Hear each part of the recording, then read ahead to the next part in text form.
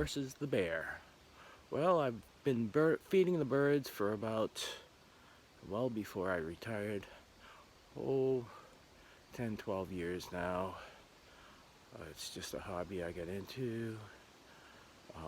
We've lived here in Maine for 5 years, actually 5 years this month. I've been feeding the birds ever since we moved here.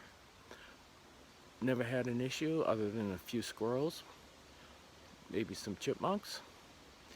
Well, come this spring, I think it was March, April, when bears were coming out of hibernation, one happened to come by and visit. I could tell it was a bear by the footprints in the snow, and destroyed my feeders. I had a metal pole that my feeder was mounted on, and he bent it right over double. So that's it's Maine. Every once in a while you have to expect that. It was spring, a lot of snow in the mountains, and the bears wake up hungry, and they wander a great distance looking for food. So I just figured that I'd not feed the birds for a while, and he would just move on. Well, I was on the Nextdoor app, and I posted about the bear attacking my feeder, and next thing my neighbor through the woods said that they had the bear in their yard the night before, and that they saw it.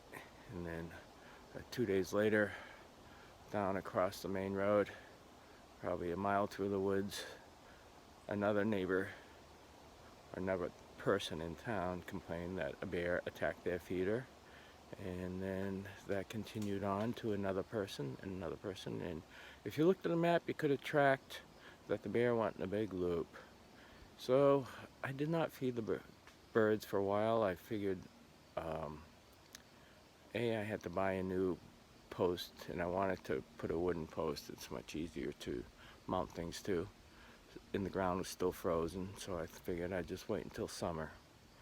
Well, come summer, 4th of July, somebody nearby posted on the neighborhood app that there was a bear in their driveway 11 o'clock in the morning attacking their bird feeder.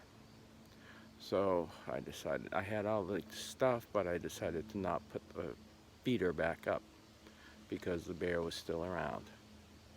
Well, that was in July 4th actually. So August, September, just before we went to California, Labor Day weekend, I thought I'd put the feeder back up because when I get back there'll be a lot to do. So I put the post in, mounted the feeder. I had a little bit of feed left. I put it in there.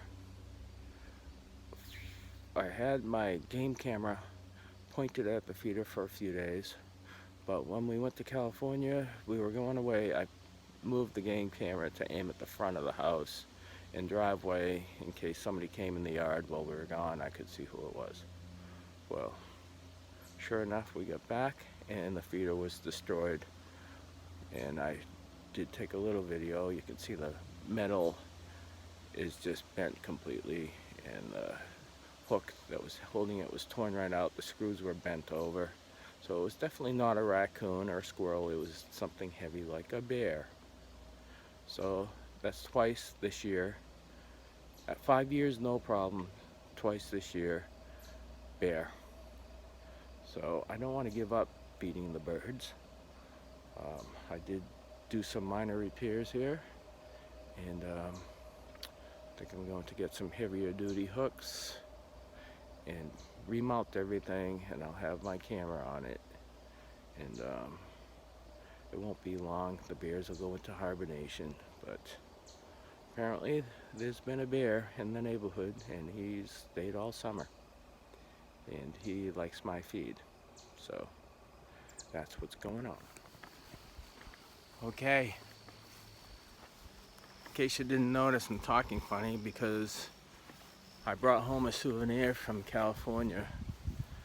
A little cold was in my throat and my sinus. It's working its way into my chest. But anyway, my plan for the bear, my plan of attack is, it's been a few days, but I've got this old plastic feeder that I've had and some suet that I've had since I lived on Cape Cod. And I don't use it often because it's not a big capacity and I have to fill it all the time.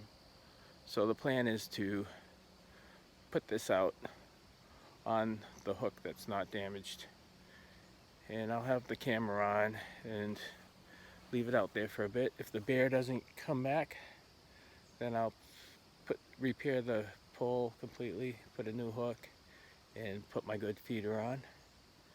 If the bear does come back, then hopefully I'll catch it on film. And then I'll just wait a month or two until the bears are pretty much in hibernation. So let's give it a shot. Maybe there'll be a part 2, maybe there won't. If nothing happens in a week or so, then I'll put my new feeder back up. We'll get the camera aimed right at the feeder and see what happens. We'll turn it on. And away we go.